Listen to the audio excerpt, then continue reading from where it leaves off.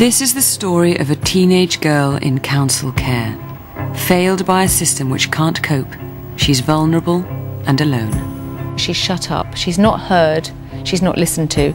Becky is in an awful lot of danger. She's 14 years old and says she's forced to sleep with men who ply her with drink and drugs. She was expected to pull herself away from the most terrifying number of serious sexual predators. She begs for help, but nobody's listening. I hate those bastards. And she's just one of possibly thousands being failed by the care system.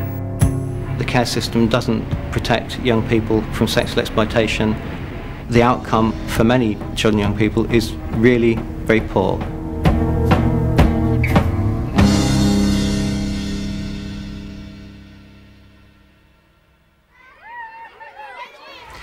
Good evening. In tonight's Real Stories special, we uncover the shocking story of a 14-year-old girl living in a care home and the system that's failed to protect her from paedophiles and other abusers.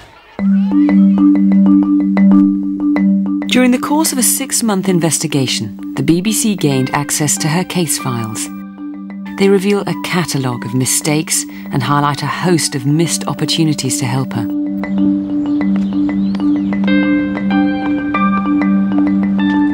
The scenes you're about to see are based on fact, though some details like names and dialogue have been changed to protect the girl's identity. We've called her Becky and dramatised her descent into drug-taking and abuse. Sadly, it's a familiar path followed by many in care, ending up on the streets as prostitutes. At the heart of this film is one girl's story, but we've made it for the hundreds of other Beckys who could be out there tonight.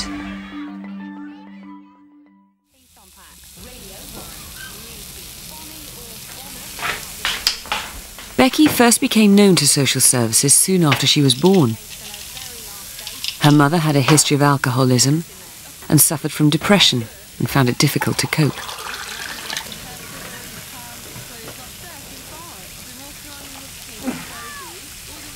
Happy now? It's not me they're meant to keep happy. Her father left before she was born, but she had a stepfather from an early age. It wasn't a happy home. He's been at it again, you know. Don't start with that crap. It's not crap, he touches me. Look at you. As if he'd go anywhere near a scrawny little cow like you. But do you know you're off your head half the time? I'm not listening. You and him deserve each other. Oh, that's right. Have a tantrum. If he comes near me again, I'm gonna have the bastard. You're the one who should be taking the pills.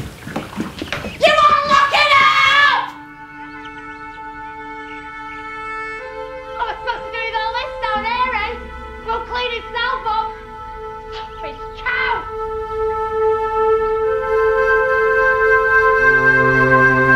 According to the Children's Society, an estimated 100,000 children under 16 run away every year. It's a frightening statistic, but one which is all too familiar to former social workers Nora Duckett and Davies. They're two of Britain's leading authorities in social work and have been involved in some of the biggest child abuse inquiries in the country.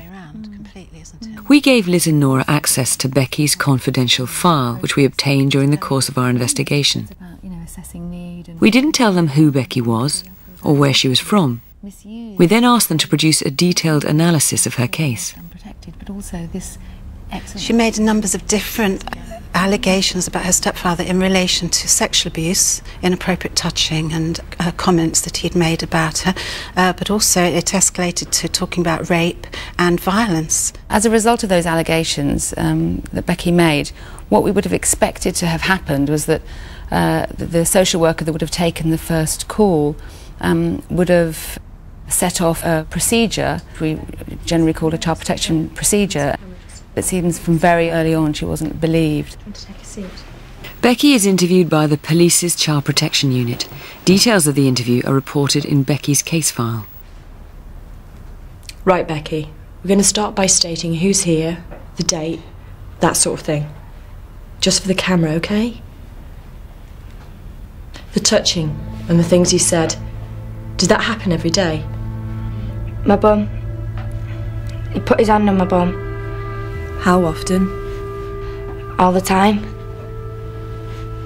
What did your mum have to say? I've told you, she's pissed and she's mental. So your mum doesn't comment? He's kissed me. Forced me to kiss him. My mum hits me. She knows what he's like. And all she does is hit me. I tried telling him to fuck off and she pushes me down the stairs. It's not right that they can do that to me. Is it?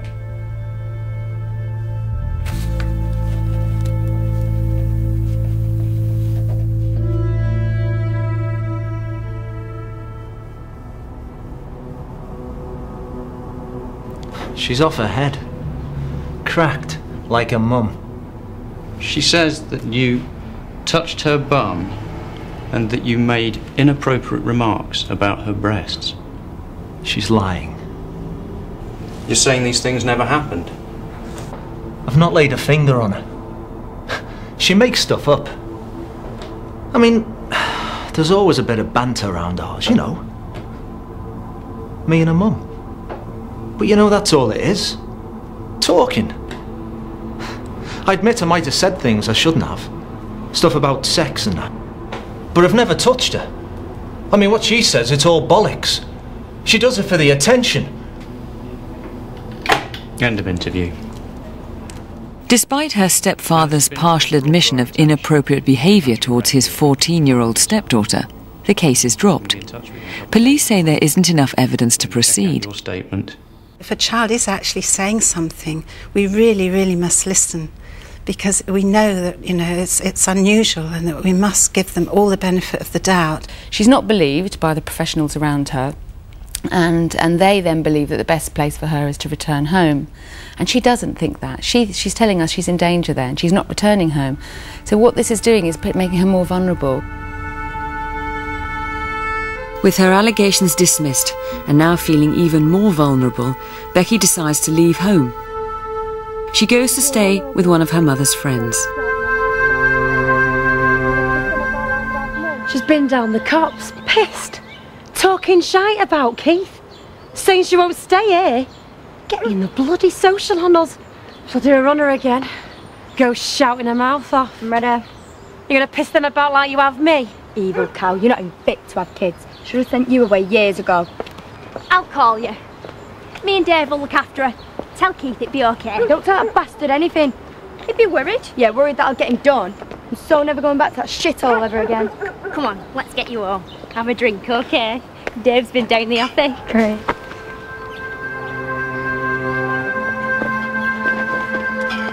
When police and social services learn that Becky is staying at Leslie's, they're happy she's somewhere they believe is safe. They're a bit plain though. What do you think? What they don't realise at this stage is that Leslie is living with a convicted sex offender. What's more, the offender in question, Dave Grant, has a particular interest in young girls.